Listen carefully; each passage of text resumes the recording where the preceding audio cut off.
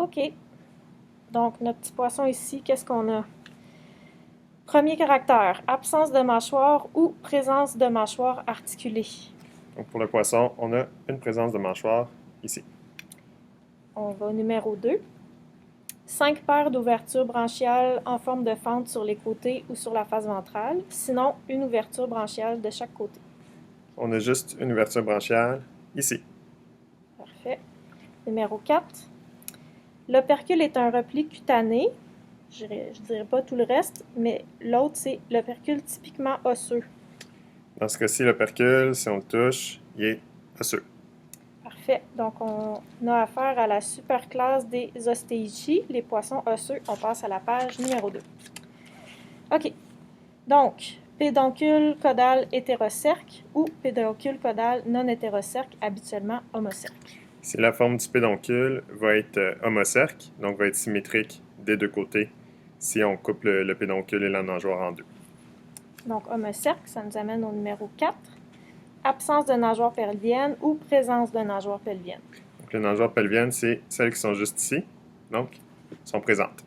Parfait. Numéro 5, pelvienne en position thoracique ou jugulaire ou bien pelvienne en position abdominale. Ici, les pelviennes vont être en position abdominale, vu qu'ils vont être beaucoup plus reculés par rapport aux nageoires pectorales qui sont ici. Donc, numéro 13. Numéro 13, 2 nageoires dorsales ou une seule nageoire dorsale. Ici, on a 2 nageoires dorsales, donc on a la première ici et la deuxième qui est un peu plus petite, reculée en arrière. Donc, numéro 14. Deuxième dorsale d'aspect normal ou bien deuxième dorsale réduite et d'aspect adipeux.